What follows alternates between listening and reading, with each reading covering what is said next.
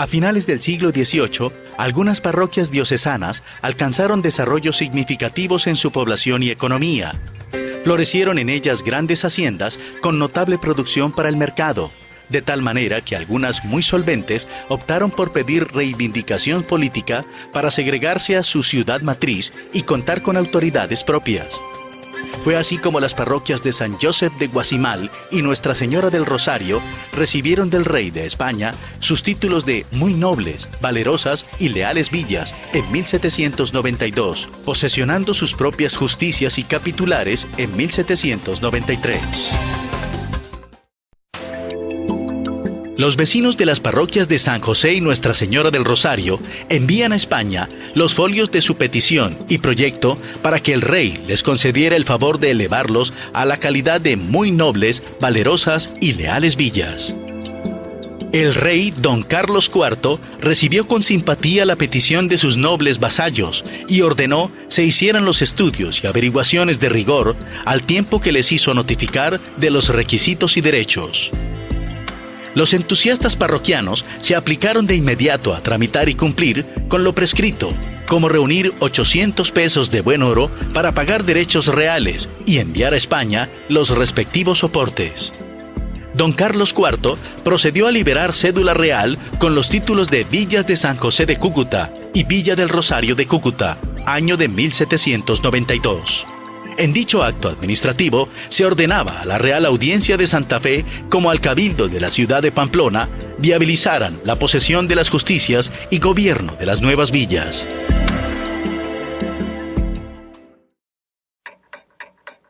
La ciudad y gobernación imperial española de San Faustino de los Ríos era una fuente militar dedicada a atender las guerras indias contra los motilones y naciones étnicas no sometidas, a fin de mantener despejada la navegación del río Zulia. Malos tiempos, pobres cosechas, enfermedades y bajos ingresos obligaron a buena parte de sus vecinos a desplazarse a las pujantes parroquias de San Josep y Nuestra Señora del Rosario, donde se avecindaron y contribuyeron significativamente con el progreso de estas parroquias. No fueron suficientes los esfuerzos de empresarios como el capitán don Antonio Flotas y Sepúlveda, quien dedicó grandes sumas de dinero y trabajo para que San Faustino no cayera en ruinas. Reedificó su templo, incentivó la crianza de cerdos y ganado mayor, así como el cultivo de cacao, pero todo fue en vano.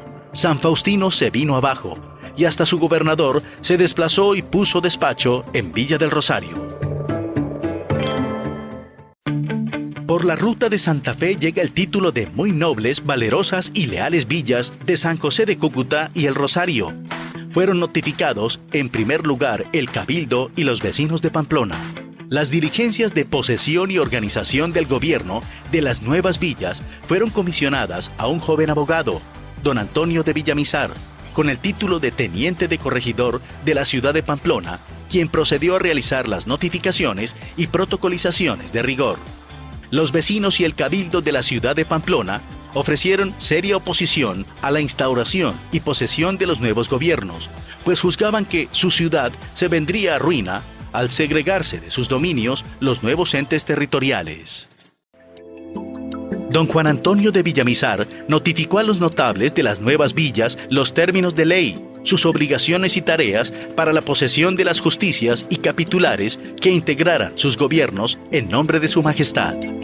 Procedió a indicar cómo debían realizar, en el marco de la ritualidad requerida, a hacer los votos para la elección y nombramiento de los cargos.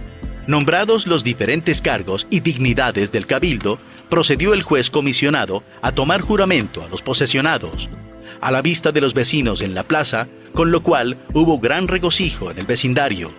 Luego, todos firmaron el expediente.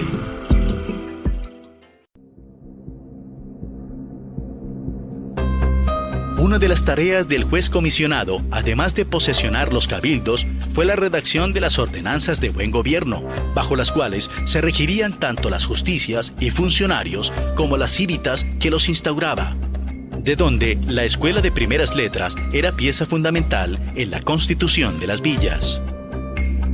La escuela como el maestro estaban a cargo del cabildo, sostenidos con una renta de 4.000 pesos que se destinaron para ello.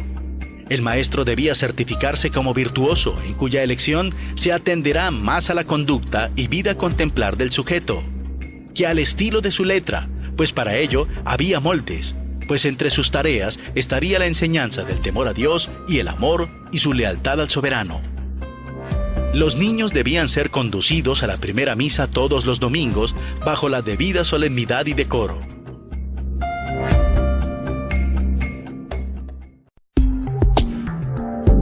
Las ordenanzas de buen gobierno prescribían con rigor el control de la vagancia y la acción a la niñez desvalida.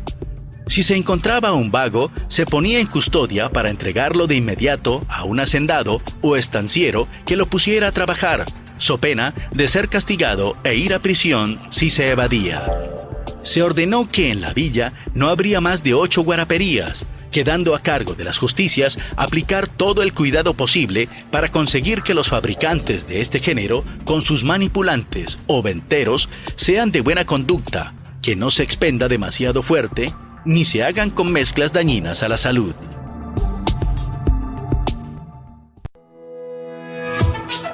La institución de la villa trajo demandas fiscales no existentes hasta la fecha en el Valle de Cúcuta. El cabildo de la villa debió establecer cargas tributarias de diferente género, no solo para el sostenimiento del gobierno, sino para la hacienda real.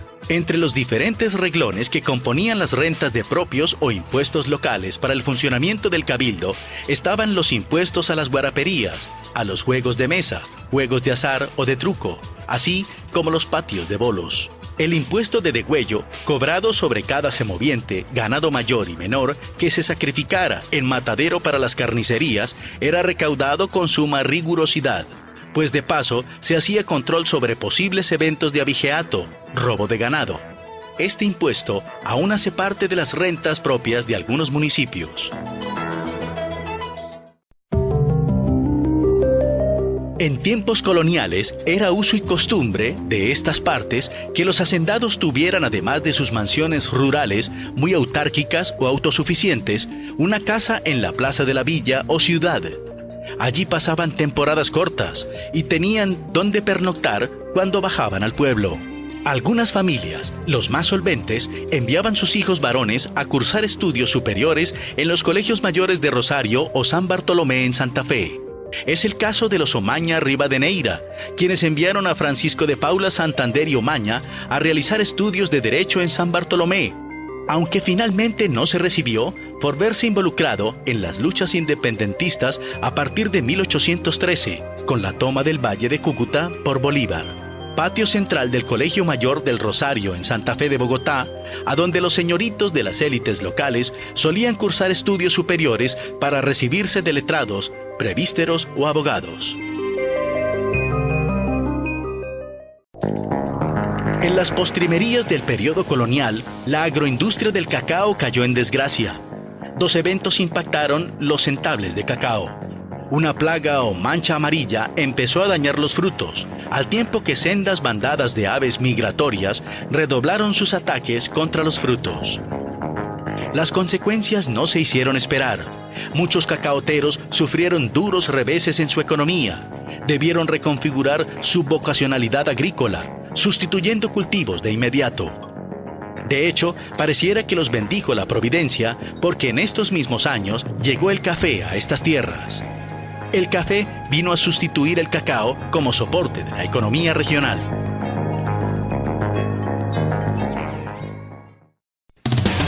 El café se conoció en Abisinia, Etiopía, nororiente de África, alrededor del siglo XV. Al parecer, unos monjes se percataron que las cabras que pastoreaban se tornaban juguetonas e inquietas al consumir estos granos y hojas. Uno de ellos llevó las hojas y pepas al monasterio. Por accidente, las pepas cayeron al fuego, generando un aroma encantador. Aunque los africanos ya lo consumían en forma de pasta, tanto para ellos como para sus animales. De Etiopía pasó a Egipto y luego a Arabia. Los turcos se encargaron de difundirlo por Europa y otras partes del mundo. En Colombia se ha documentado la presencia del café en 1730, con el padre Gumilla, en su obra El Orinoco Ilustrado, como también en informes del obispo Virrey, Caballero y Góngora. En 1768, aunque la siembra y comercialización del grano se inició formalmente en Villa del Rosario, gracias a una alianza agroindustrial suscrita entre don Gervasio Rubio y don Pedro Chabeau, quienes a principios del siglo XIX, en 1803, ya exportaban cargamentos de grano por el río Zulia y Maracaibo.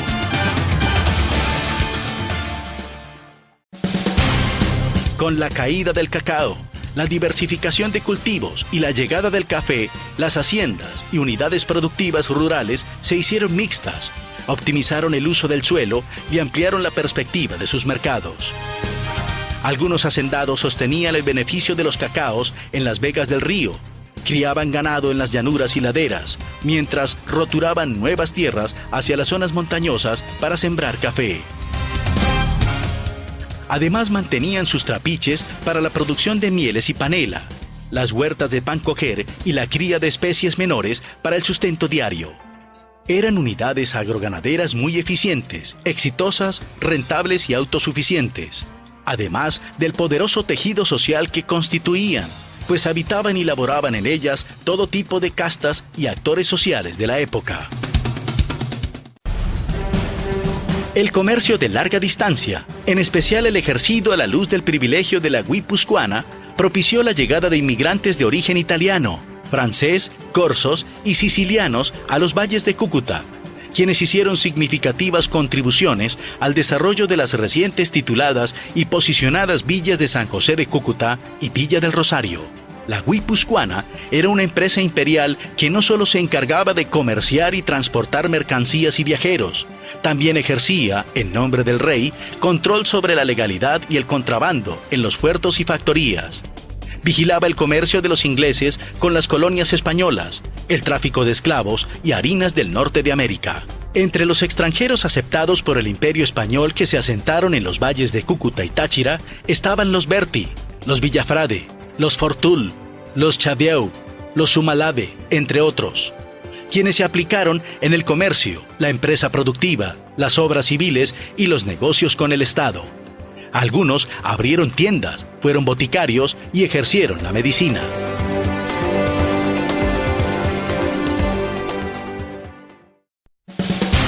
Entre los inmigrantes de las postrimerías de la colonia más destacados en el Valle de Cúcuta estaba don Pedro Chabeau, empresario de gran talante, a quien se le debe la inserción exitosa del cultivo y beneficio del café, así como la construcción del templo parroquial de Villa del Rosario. El templo parroquial de Nuestra Señora del Rosario era muy modesto, pequeño, y dado el vertiginoso crecimiento del vecindario, pronto debieron iniciar la construcción de uno más grande y monumental. Don Pedro Chabeau dirigió y financió la obra, cuya construcción les llevó cerca de 10 años. Fue terminado y bendecido en 1808. De aquella extraordinaria obra solo queda la huella, el encanto de sus ruinas en la actual Villa Antigua, pues sufrió graves averías con el terremoto de 1875. Del templo parroquial original de Nuestra Señora del Rosario, erigida en 1761, queda una modesta capilla, bajo la advocación de Santa Ana, donde se prestan los oficios religiosos. Erigidas las villas de San José y del Rosario, soplan vientos de modernidad. Don Antonio Nariño, un estudioso, joven ilustrado, traduce y publica Los derechos del hombre y ciudadano, surgidos en la Revolución Francesa. Se prende la chispa de la futura ideología independentista en el nuevo Reino de Granada.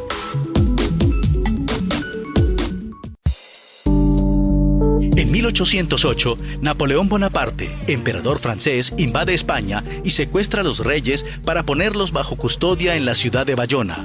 Toma el poder e instala a su hermano José Bonaparte, Pepe Botellas, en el trono español. Se establece la Junta Central de Diputados para salvaguardar el poder soberano de Fernando VII, el rey amado y deseado, pues su padre, don Carlos IV, había abdicado al trono. En 1810, todas las provincias y cabildos del imperio, tanto en la península como en América y el resto del mundo, realizaron sendas juntas y suscribieron emotivas actas de jura y obediencia al rey.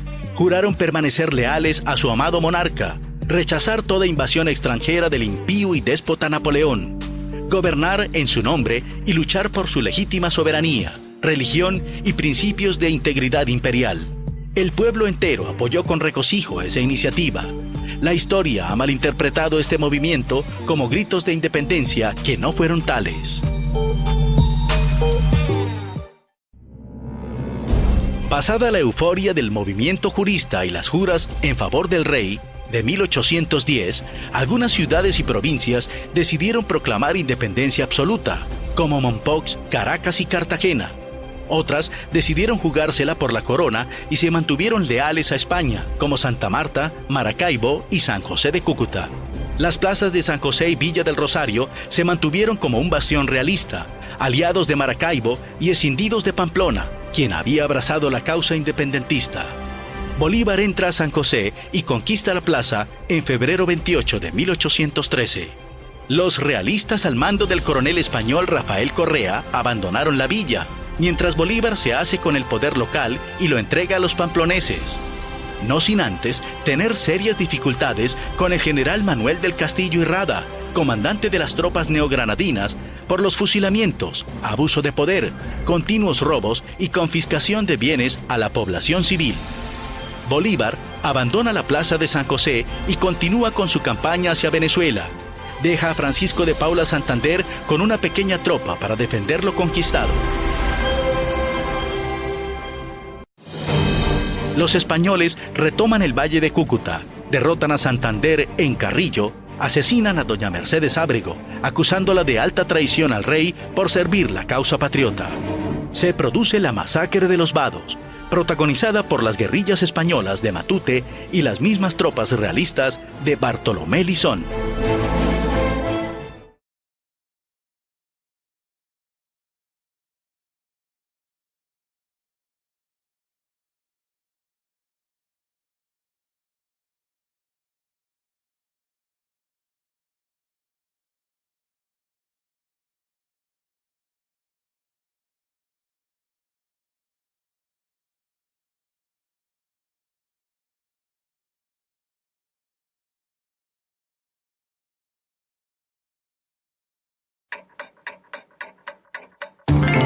En el siglo XVI, las ciudades fundadas integraron extensos territorios, y dentro de ellos quedaron los pueblos de indios encomendados, quienes debieron ser congregados y poblados a la usanza de los pueblos de España.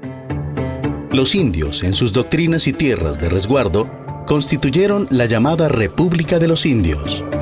Luego, comunidades campesinas de blancos y mestizos prosperaron junto a los pueblos de indios, los cuales debieron erigirse en parroquias diocesanas. A este proceso y momento de poblamiento del siglo XVIII se le conoció como Movimiento Parroquial Granadino.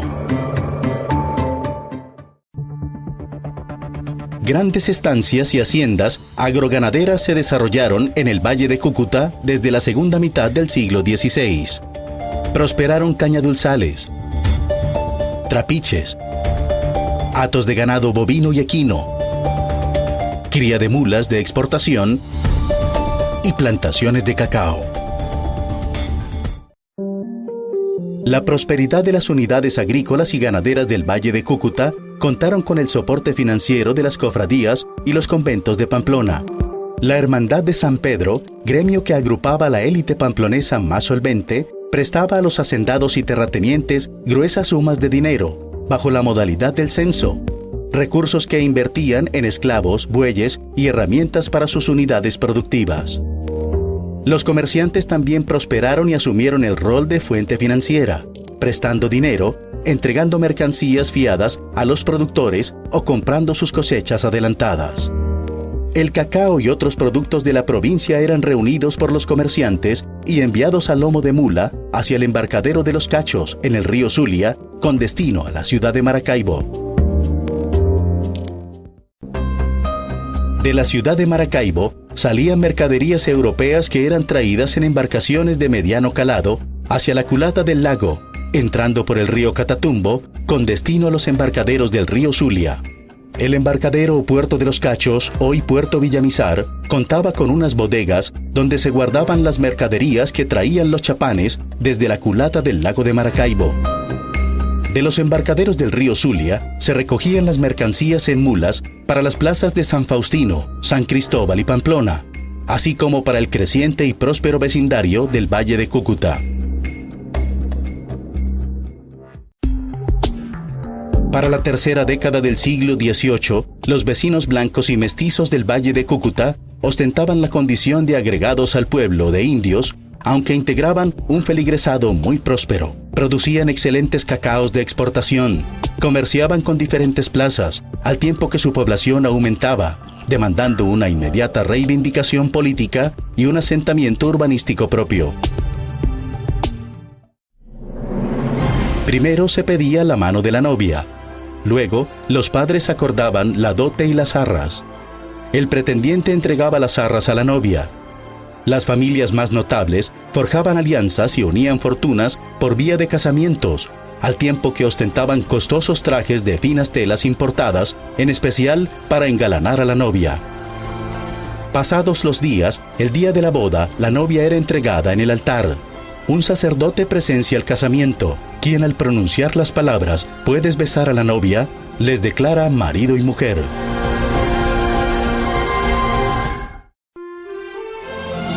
Los vecinos del Valle de Cúcuta dialogan. Calculan y deciden presentar y asumir el proyecto de erección parroquial. Su objetivo era reivindicar su precario estatus político de agregados del pueblo de indios de Cúcuta para constituirse en municipalidad moderna, la parroquia diocesana. En junio de 1733, este vecindario inició el cumplimiento de los requisitos para alcanzar su pretendida parroquia en la redacción del proyecto a través de una solicitud formal al Tribunal Eclesiástico de Santa Fe, y la protocolización del poder a un procurador de causas, abogado, así como la suscripción de la escritura de donación de tierras de doña Juana Rangel de Cuéllar para el asentamiento parroquial.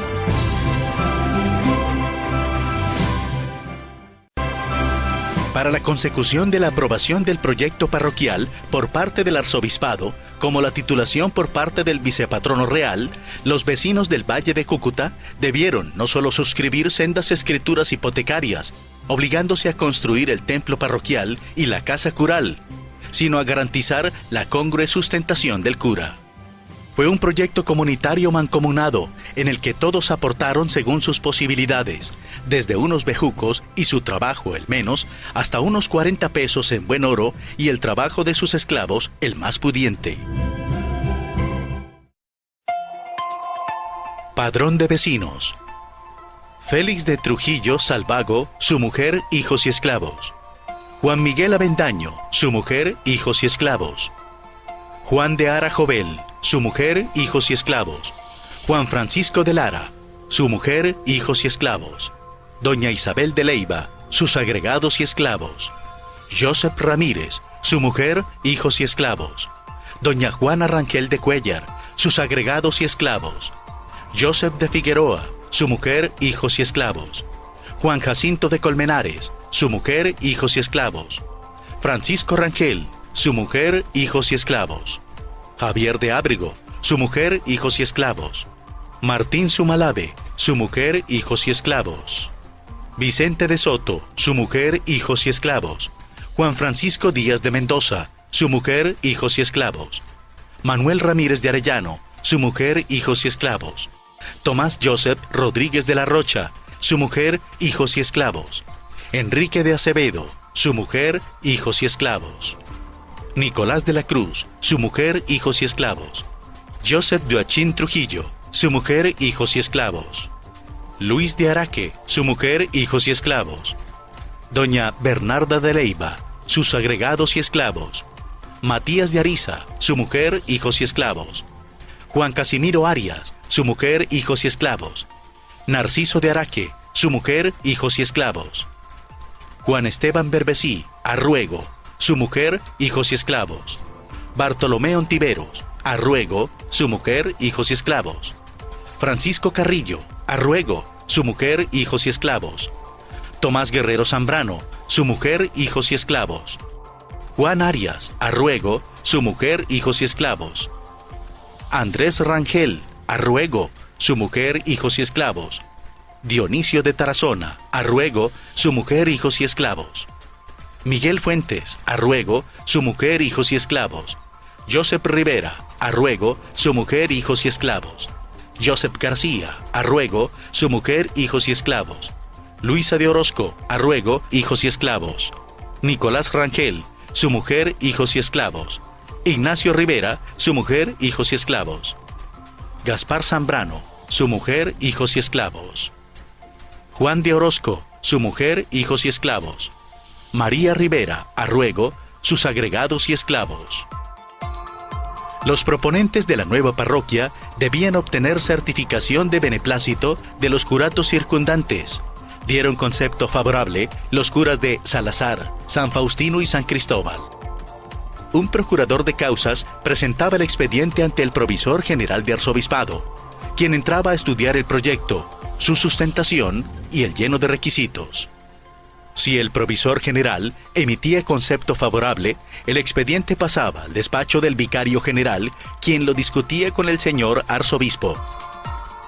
Finalmente, si todo estaba derecho, el señor arzobispo daba su aprobación y de inmediato él mismo pasaba el expediente a la Real Audiencia. Una vez aprobado el proyecto de erección parroquial de los vecinos del Valle de Cúcuta por el Tribunal Eclesiástico, el mismo señor arzobispo de Santa Fe presentó el expediente ante la Real Audiencia y sustentó ante ese alto tribunal la conveniencia del proyecto. El oidor comisionado del caso lo estudió y discutió con el señor presidente de la Real Audiencia.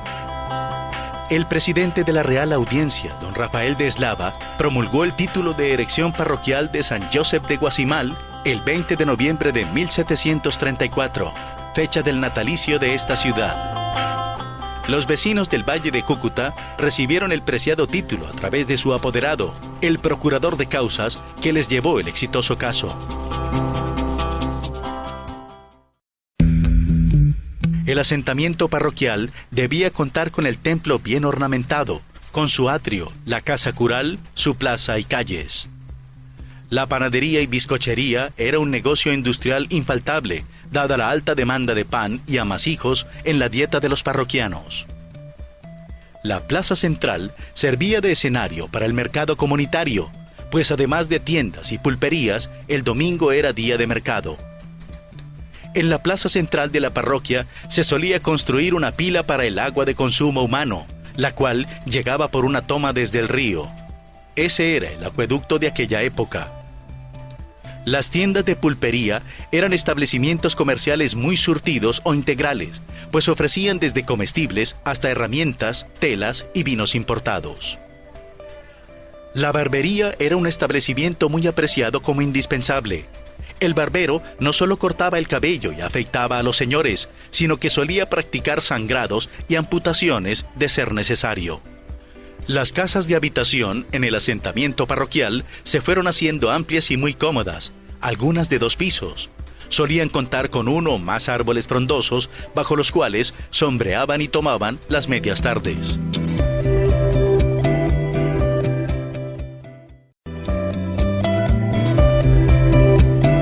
Una vez erigida la parroquia, el cabildo de la ciudad de Pamplona asignaba un alcalde pedáneo o partidario, quien se encargaba del registro de los instrumentos públicos, protocolización de escrituras y negocios, compraventas y contratos entre vecinos. Este alcalde conocía los delitos, homicidios y querellas judiciales entre parroquianos e incluso intervenía frente a riñas y conflictos en establecimientos públicos como chicherías y guaraperías. Tenía facultades para apresar a reos o imputados, encarcelar deudores morosos y ejecutar órdenes o comisiones de justicia de mayor jerarquía.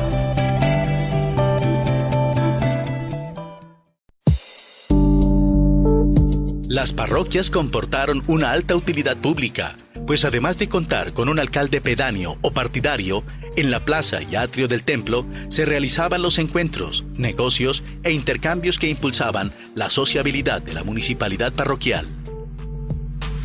Se saludaban los compadres, se enamoraban los chicos y se ostentaba la procesión de un buen caballo o una elegante y muy ataviada esposa. E incluso las señoras se hacían acompañar de 1 o 2 esclavas como símbolo de prestancia social.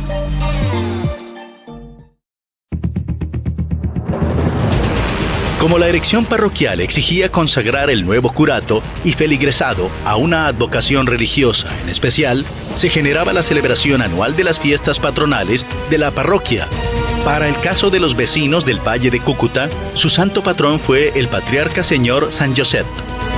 Las fiestas patronales de San José eran muy solemnes en lo religioso, con una concurrida Eucaristía y una nutrida procesión por las principales calles del asentamiento. Las fiestas patronales también traían jolgorio y celebración callejera con bandas y chirimías, pólvora, bailes populares y una suerte de carnavales muy apreciados por el vecindario, en especial por los jóvenes y comerciantes.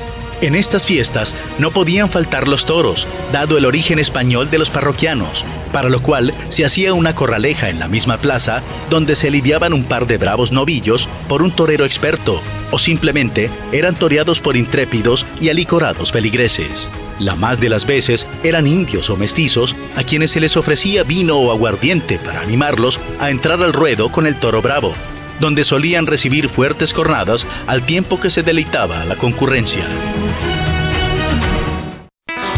La llamada Revolución de los Comuneros se inició en El Socorro en 1781, actual departamento de Santander, como un movimiento social antifiscal, bajo el grito de ¡Viva el Rey y abajo el mal gobierno!, en una clara manifestación de repudio a los funcionarios locales encargados de recaudar oprobiosos impuestos.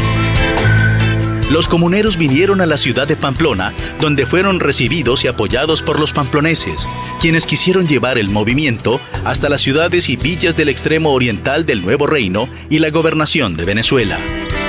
El movimiento comunero, debidamente engrosado y animado en la plaza de Pamplona, llegó hasta el Valle de Cúcuta, donde fueron recibidos por los notables de San José en la hacienda Los Vados, para notificarles que esta parroquia no se sumaba a ese movimiento y por lo tanto no entrarían en esta plaza. Traicionado y extirpado el movimiento comunero, muertos o encarcelados sus líderes como José Antonio Galán, los vecinos de San José y Nuestra Señora del Rosario decidieron solicitar al rey les premiara por su lealtad y valentía para resistir la chusma comunera, confiriéndoles el título de villa a sus parroquias. Fue así como en el año de 1784 presentaron ese proyecto a la autoridad española. En este territorio se configuraron en el marco del dominio español 4 tipos de unidades territoriales, 4 calidades bien diferenciadas de asentamientos y jurisdicciones, según el momento histórico en el que se constituyeron como el tipo de individuos u actores que las integraban: ciudades de españoles, pueblos de indios, parroquias diocesanas y villas. A finales del siglo XVIII y comienzos del XIX, se reconocían los gobiernos de los cabildos de las ciudades de españoles como Pamplona, Ocaña, Salazar de las Palmas y San Faustino de los Ríos, aunque al final del sistema hispánico, esta última apenas si contaba con un gobernador que residía en Villa del Rosario. Se reconocía el origen y existencia jurídica de los pueblos de indios como Cúcuta, Chinácota, Limoncito de los Motilones, Silos, Chopó, hoy Pamplonita, La Bateca y Cácota de Velasco, entre otros. Algunos de estos pueblos fueron demolidos como doctrinas y en su lugar erigieron parroquias diocesanas, como ocurrió con Arboledas y Santiago. Para la población no indígena agregada a los pueblos de indios, se erigieron parroquias diocesanas como San Joseph de Guasimal, Nuestra Señora del Rosario, San Cayetano, Cucutilla, Bochalema, Toledo y Chitagá, entre otras. Algunas de esas parroquias fueron muy exitosas, su población muy numerosa y solvente, que alcanzaron el privilegio de acceder al título de villas españolas. Fue el caso de Villa de San José de Cúcuta y Villa del Rosario de Cúcuta, tituladas como villas en 1792.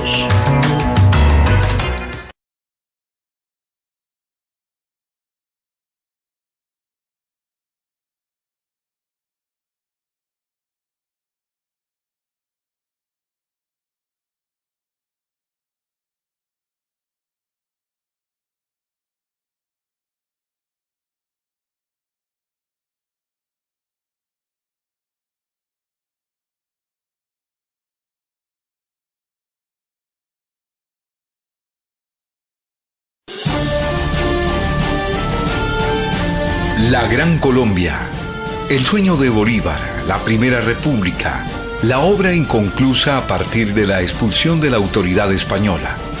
Creación de entusiastas, inmaduros políticos e ignorantes, enaltecidos como grandes héroes, aunque ruines, falsos e inmorales, como el propio Bolívar, quien en palabras de Gabo, a sus 35 años, había dado la orden de ejecutar 800 prisioneros españoles, inclusive a los enfermos de un hospital. Francisco de Paula Santander, a los 28, hizo fusilar a los prisioneros de la batalla de Boyacá, inclusive a su comandante. Remedo de Estado Nacional, pues fue fundada a partir de rencillas entre caudillos, guerras civiles nefastas, dirigidas por políticos y militares nefandos. Este es el origen de nuestra amada nación colombiana, que funda su impronta de desventuras justo en las desigualdades sociales.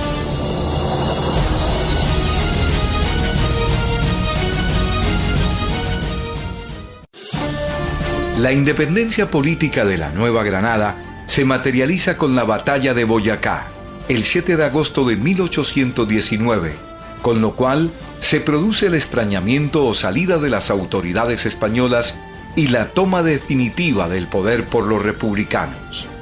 El virrey, don Juan Sámano, abandona Santa Fe por el camino de Honda. Bolívar entró triunfante con sus tropas a Santa Fe, donde instaura el gobierno provisional de la República.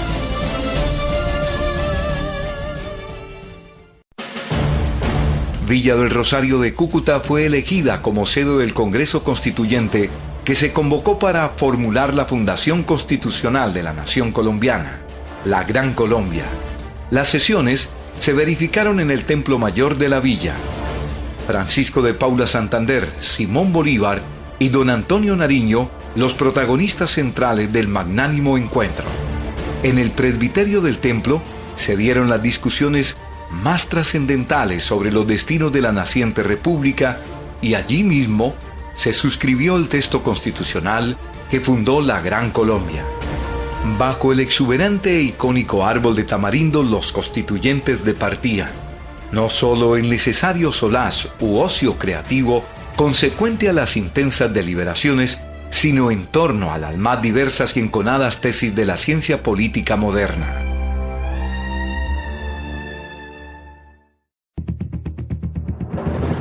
En 1853, la República de la Nueva Granada fue dividida en 36 provincias y sus distritos parroquiales, eliminando los cantones en que se dividía cada provincia para 1832.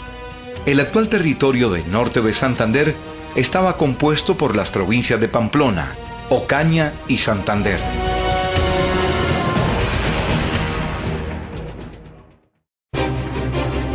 El padre Francisco Romero llegó como rector de la Iglesia Mayor de Salazar de las Palmas en 1834, desde donde quiso que sus feligreses reencauzaran su vocacionalidad productiva y encontraran fuente de progreso para salir de su evidente atraso y pobreza.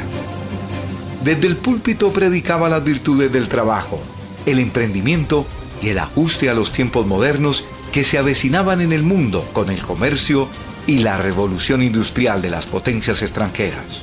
Tuvo una formidable idea: asignar como penitencia en el confesionario a sus fieles la siembra de unos cuantos cafetos por cada pecado mortal o venial, en especial por cada fornicio durante la semana.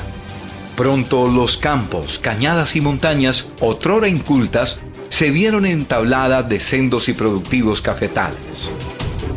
Otros curas de la época siguieron tan loable ejemplo, de tal modo que la producción y el comercio del café se consolidó en la región, configurando un triángulo de oro entre Táchira, Chinácota y Salazar, con San José como centro de acopio y exportación del aromático grano. San José de Cúcuta se convierte en una plaza muy próspera y activa en el comercio. Recibe importaciones de ganado mayor desde Venezuela. Se empiezan a constituir empresas y sociedades mercantiles. Llegan mercancías europeas desde Maracaibo, en las que se destacan las medicinas, adelantos tecnológicos, instrumentos musicales, así como la moda y los textiles. El crecimiento y ornato urbano pronto se hizo posible, tanto que el sector de los negocios fue reconocida como la calle del comercio, donde sobresalieron establecimientos como la Botica Alemana y la Casa Van Diesel Antiques, entre otros. Los empresarios, comerciantes e inversores extranjeros pronto impactaron la misma producción cafetera y los campos, pues solían financiar a los cafeteros e incluso comprar sus cosechas por adelantado, obteniendo ventaja con bajos precios.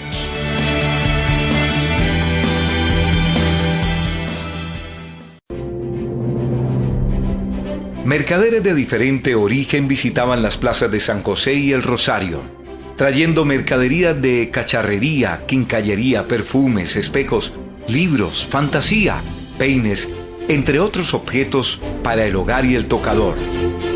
Ofrecían sus mercancías en la plaza el día domingo o de mercado e incluso visitaban las haciendas y las casas puerta a puerta. Los empresarios venidos a esta plaza provenientes de Venezuela como de Europa y Estados Unidos les interesaba invertir, hacer negocios de importaciones como de exportación basada en el café.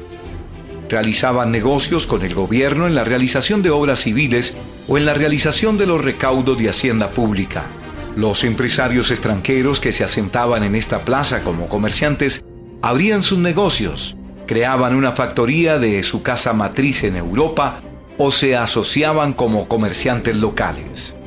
Realizaban obras civiles para el gobierno y participaban como concesionarios en aquellas de iniciativa privada como el ferrocarril de Cúcuta.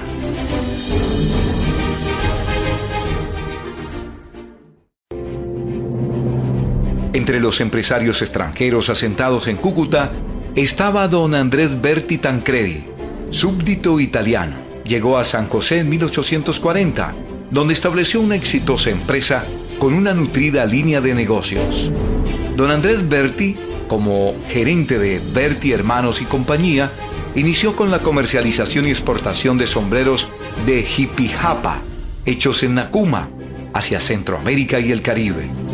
Pronto asumió actividades de transporte y comercio de café desde los centros de producción, bodegas de acopio en San José, con salida a Maracaibo por el puerto de Los Cachos.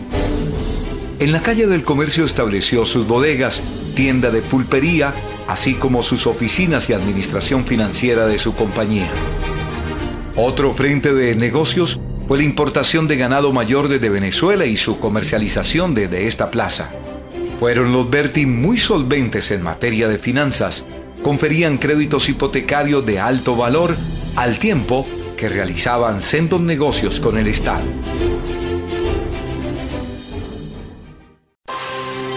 En el protocolo de registro de escrituras e instrumentos públicos de San José se asentaban ante notario todas las constituciones y negocios de las compañías y sociedades, donde se refleja el crecimiento económico y comercial de la plaza, así como la prosperidad y pujanza de sus actores.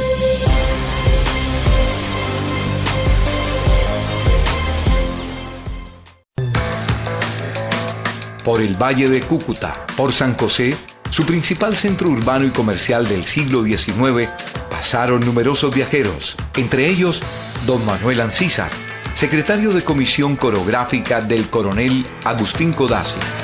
Resaltó en su informe el señor Ancísar la elegancia de las mujeres, su trato, galanteos y atenciones de las que fue objeto, así como las fiestas, bailes y alegría de los cucuteños de mediados del siglo XIX. Gente laboriosa, aplicados al comercio y a los negocios, ausentes de vagos y desempleados, aunque descuidados en asuntos de educación, pues de unos 800 infantes que tendría la población, poco más de una veintena asistían a una escuela formal. Observó cómo a las jóvenes de las familias más notables se les educaba con maestros particulares en ciencias, artes y música, entre otros saberes para la vida.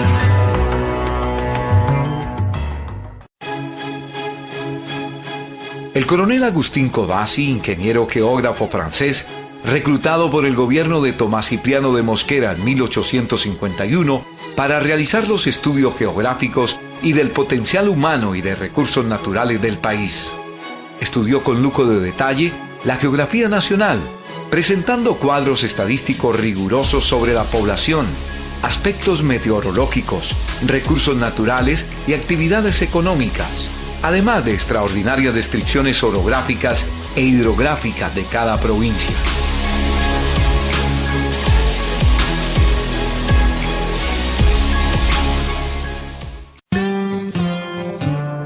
Con la llegada de los extranjeros a San José y el Valle de Cúcuta, se parte en dos la historia gastronómica, la cocina y la mesa en los hogares.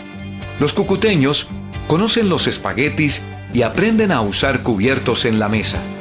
Antes, almorzaban con un hervido o cocido de plátano, yuca y legumbres con tasajo o carne fresca, el cual recibía el comensal en una totuma y el bastimento y la carne en una hoja de plátano. Los extranjeros trajeron las pastas y la comida italiana, las salsas, el glamour, comida gourmet, la vaquilla de porcelana fina, los cubiertos y las servilletas a una tierra de calentanos descomplicados que se alimentaban con los productos de la tierra, donde la dieta principal era el tasajo o la carne, acompañada de yuca y plátano.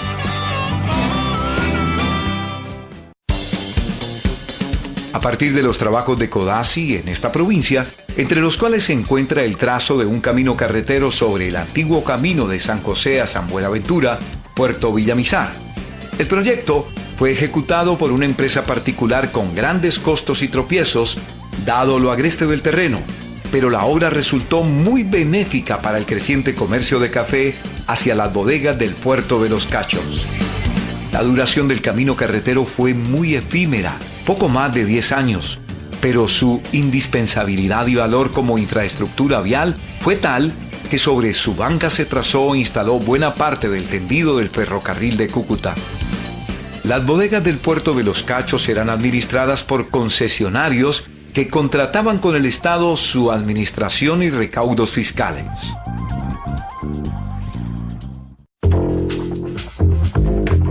Con la Convención de Río Negro de 1863, el país se constituye en un Estado federal, los Estados Unidos de Colombia, integrado por estados soberanos de Antioquia, Bolívar, Boyacá, Cauca, Cundinamarca, Magdalena, Panamá y Santander. Las antiguas provincias de Pamplona, Ocaña y Santander, capital San José, quedaron en el Estado soberano de Santander, de donde se consolidó la imagen e identidad histórica del Gran Santander.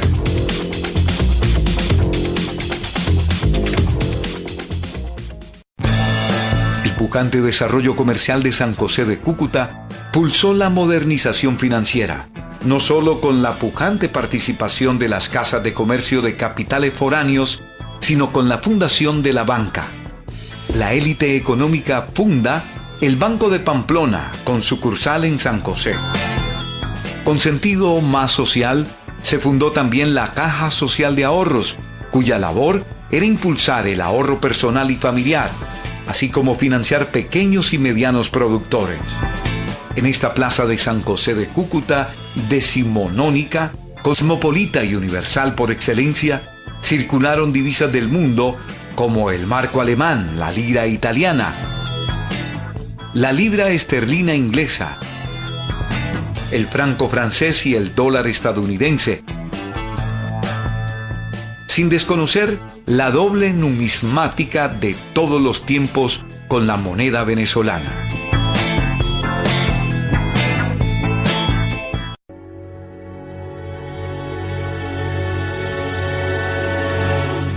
Aquella mañana, el 18 de mayo de 1875, las personas en San José de Cúcuta se dedicaban a sus quehaceres y relaciones cotidianas.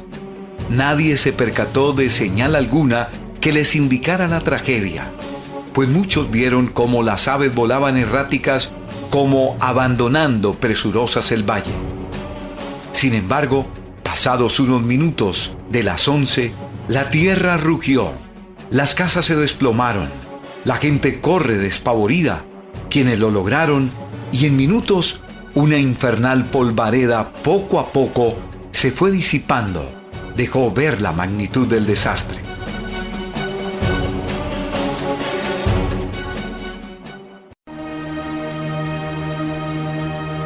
Al día siguiente del infausto evento, Los sobrevivientes retornan a la extinta plaza y urbe para verificar la destrucción y muerte acontecida. En medio de la desolación, ven, como testimonio infalible, el reloj de la iglesia mayor entre los escombros marcando la hora del sismo. La ciudad había sido arrasada en su totalidad. No quedó piedra sobre piedra, ni un edificio, ni siquiera una pared quedó en pie, contaron los sobrevivientes.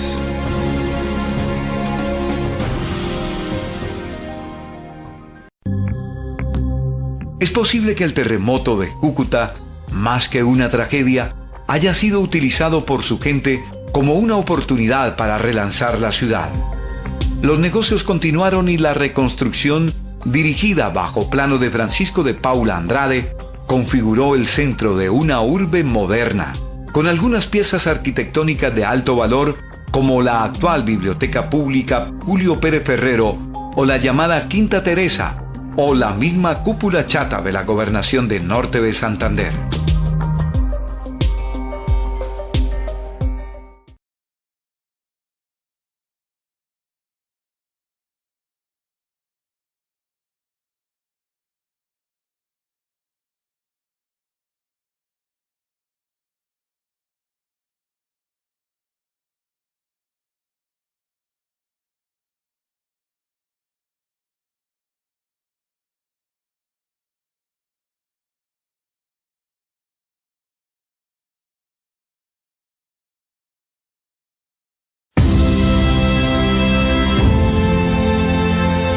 ¿Qué hace moderna una sociedad?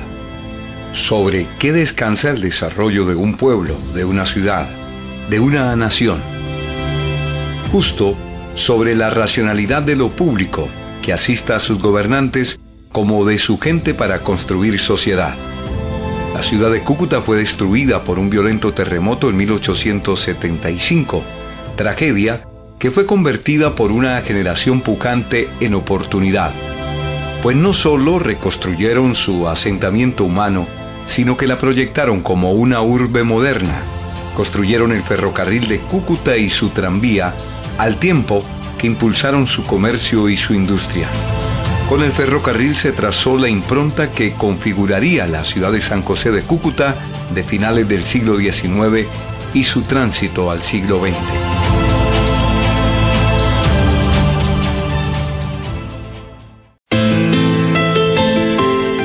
Al tiempo que se construía el camino carretero a Puerto Villamizar, se discutía la conformación de una compañía que construyera una vía de ferrocarril.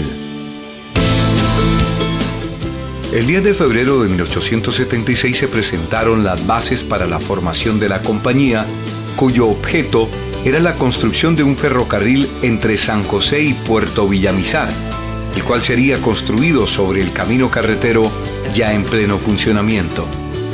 Se pusieron en venta 700.000 pesos en acciones que rápidamente fueron adquiridas por los particulares. El 4 de noviembre de 1879 se firmó el contrato y se inició la obra del ferrocarril de San José de Cúcuta a Puerto Villamizar. Muchos fueron quienes participaron en su desarrollo. Sin embargo, se destaca la actuación de personas como don Aristides García Herreros, Domingo Guzmán, Juvenal Díaz, así como los aportes inmejorables de Juan Nepomuceno González, quien llegó a ser el accionista principal individual y el ingeniero jefe de la obra.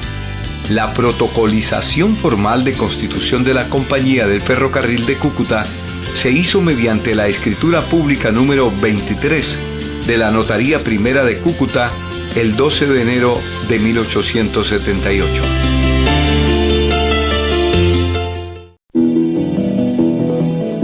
La estación Boconó en la línea de la frontera recibía las cargas y mercancías de las haciendas y pobladores de las vegas del río Táchira, tanto del sector colombiano como de Venezuela. Estación Villa del Rosario. Está ubicada en la ciudad de Villa del Rosario, norte de Santander. Fue vendida por el municipio en 1992 y hoy está en manos de propietarios privados. Su estado actual es muy malo. Se encuentra en situación deplorable y afronta varios procesos judiciales sobre su propiedad. Su función era recibir las cargas y pasajeros que venían del Táchira y Villa del Rosario para conectarlos con la línea norte. La estación central estuvo ubicada en la avenida Séptima entre calles 10 y 11 de la ciudad de Cúcuta, una estructura de hierro hecha en Inglaterra en 1879. Funcionó como sede de la Aduana Nacional. Luego de ser minuciosamente inventariada, fue desarmada y depositada inicialmente en las bodegas de Senabastos, Central de Abastos de Cúcuta, en el año de 1992.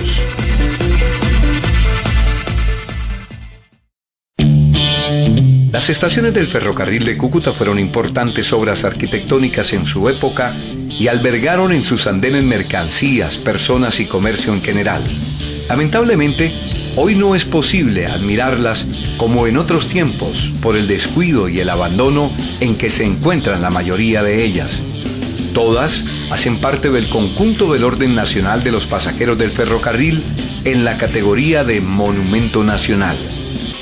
La estructura de su cubierta fue importada por error, pues al parecer los fabricantes ingleses debían remitirla para la ciudad india de Calcuta, pero marcaron Cúcuta en el manifiesto, de tal modo que la estructura llegó a Maracaibo con destino a esta plaza.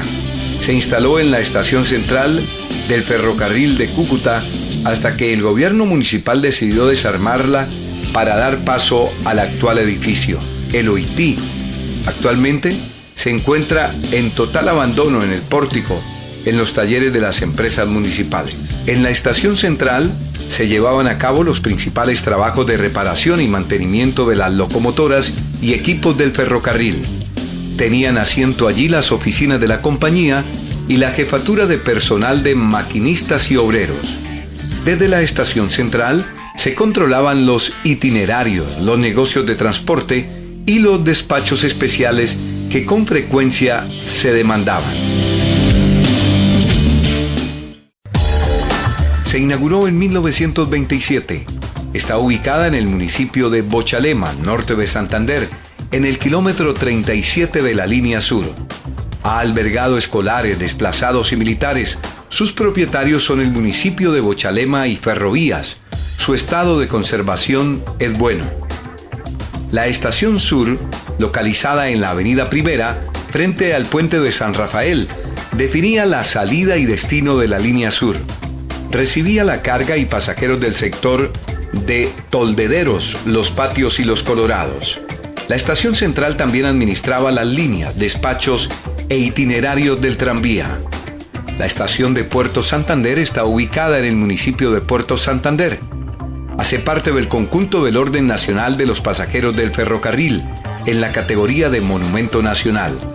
Actualmente alberga la plaza de mercado de esa localidad. Su propietario es Ferrovías. Fue la última estación al norte, desde donde se conectó el ferrocarril con el gran ferrocarril del Táchira a través del Puente Internacional Unión.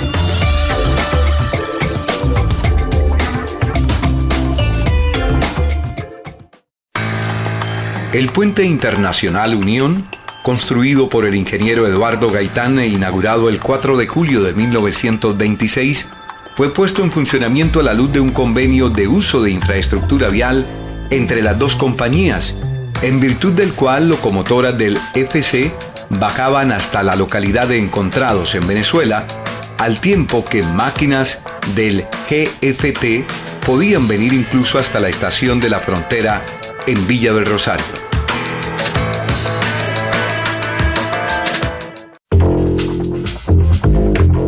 Cuando los cucuteños bajaban a conocer el mar, solo tenían que armar paseo, comprar su tiquete, ocupar escaños según su clase y al puerto de Encontrados, desde donde tomaban una embarcación que los llevaba al lago de Maracaibo, donde disfrutaban de lo lindo.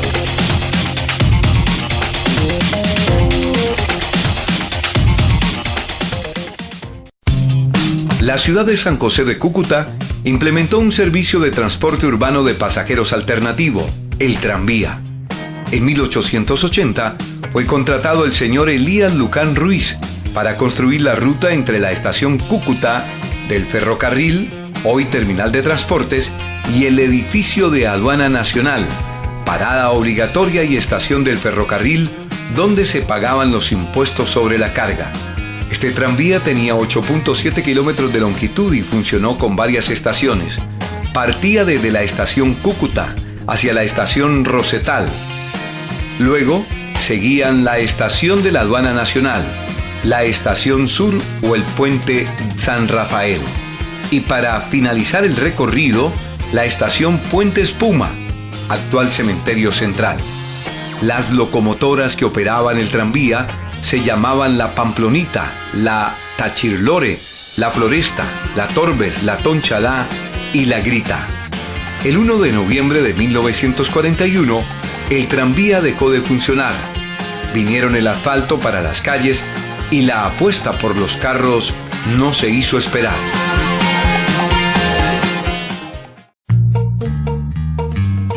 El ferrocarril de Cúcuta fue fundamental para el desplazamiento de los obreros que bajaban por cientos en el tren, camino al corazón del Catatumbo, a formar los campos petroleros. Pero como donde hay hombres, habrá mujeres, pronto en el mismo tren bajaron las trabajadoras sexuales a los campos petroleros. Allí en la selva, los mismos obreros les construyeron sus cabañas con tablas en una ramada, justo donde hoy está la calle principal de Tibú. Los petroleros tomaban de nuevo el tren de regreso en la estación de Puerto Villamizar. Subían a Cúcuta cargados con frutas de la selva o animales exóticos.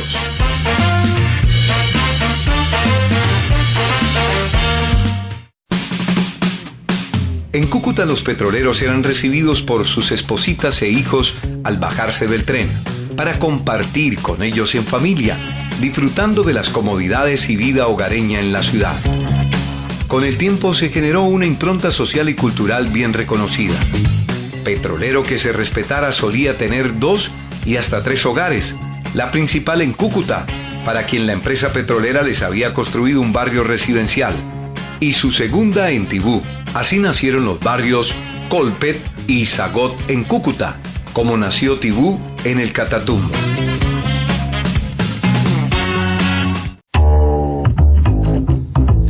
El templo parroquial de San Luis se construyó justo en el solar donde se levantó la capilla doctrinera del pueblo de indios de Cúcuta en 1642.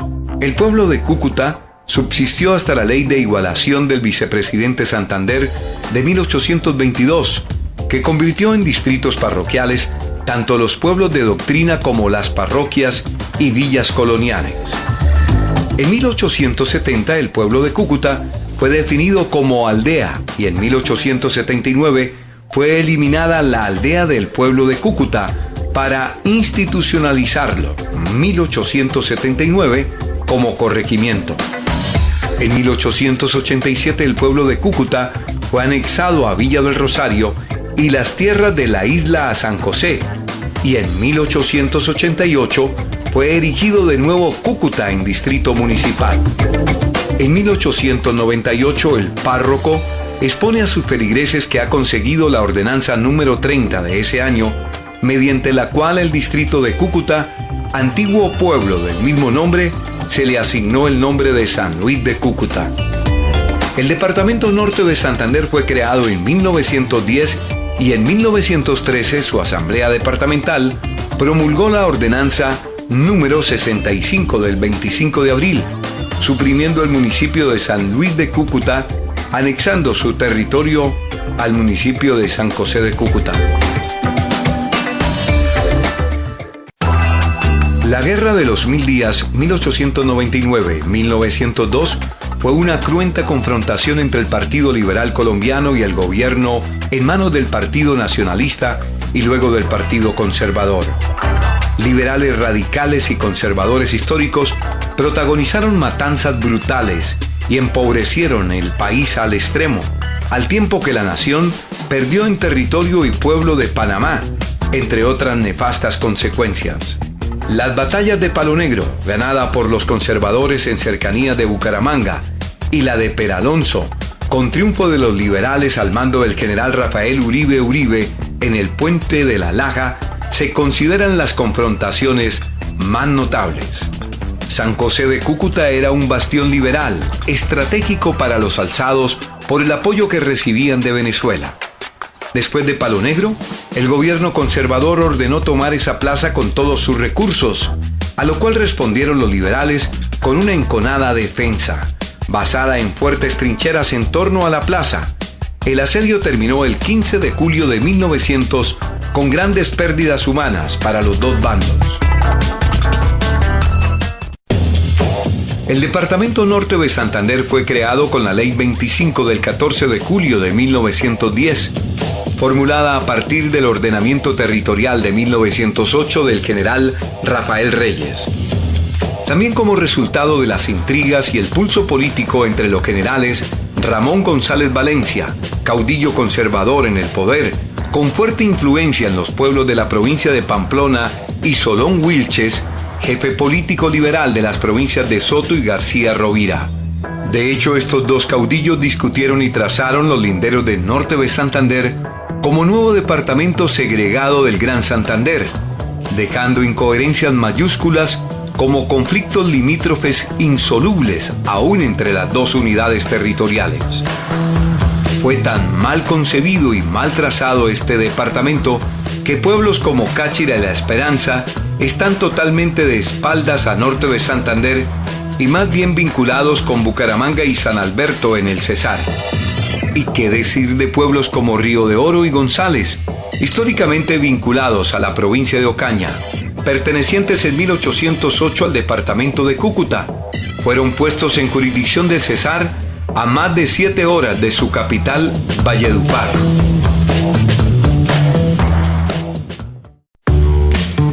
Después de algunos tropiezos con un concurso convocado por los diseños del Palacio en 1911, así como dificultades con la prensa y políticos locales en 1912, el general Ramón González Valencia, a la sazón presidente de la República, compró el lote, la escritura la número 829 del 17 de diciembre de 1913, notaría primera, y ordenó el inicio de las obras a cargo del ingeniero Marco A. Gómez. El diseño proponía una cúpula elíptica, pero los fabricantes la cambiaron por la que hoy conocemos como la cúpula chata, adquirida en Nueva York y traída al país en 1915.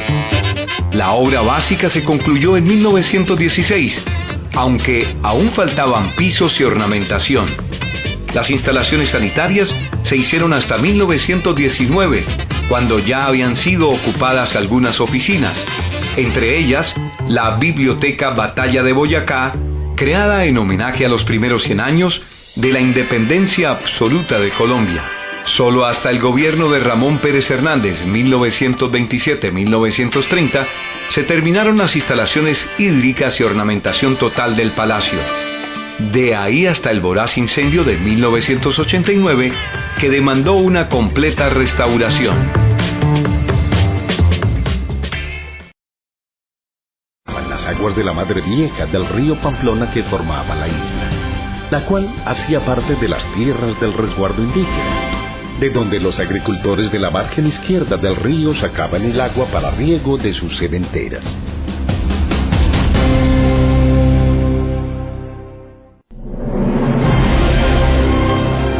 A mediados del siglo XVIII era común encontrar matrimonios de indios con mujeres blancas como mujeres indias con hombres libres. Producto del juego relacional de los indios con actores sociales no indígenas, surgió en los pueblos una masa poblacional de indias solteras con hijos mestizos, niñas y niños que los españoles llamaron chusma por no pagar tributo. El cura doctrinero, además de administrar los sacramentos y enseñar la doctrina cristiana, dirigía la vida social y pública de los indios. Las corridas de gallos, realizadas los domingos, en diciembre o en fiestas patronales, eran muy emotivas. Los jóvenes se divertían mucho. Consistía en colgar un gallo vivo para que unos jóvenes a caballo a toda carrera le arrancaran la cabeza. Quien lo lograba se llevaba el gallo, el reconocimiento del pueblo y la ovación de las chicas. En las visitas que la autoridad española hacía a los pueblos de indios se verificó en forma recurrente la ausencia de algunos indios. Siempre se registraron los ausentes, pues afectaban el tema de los tributos del pueblo.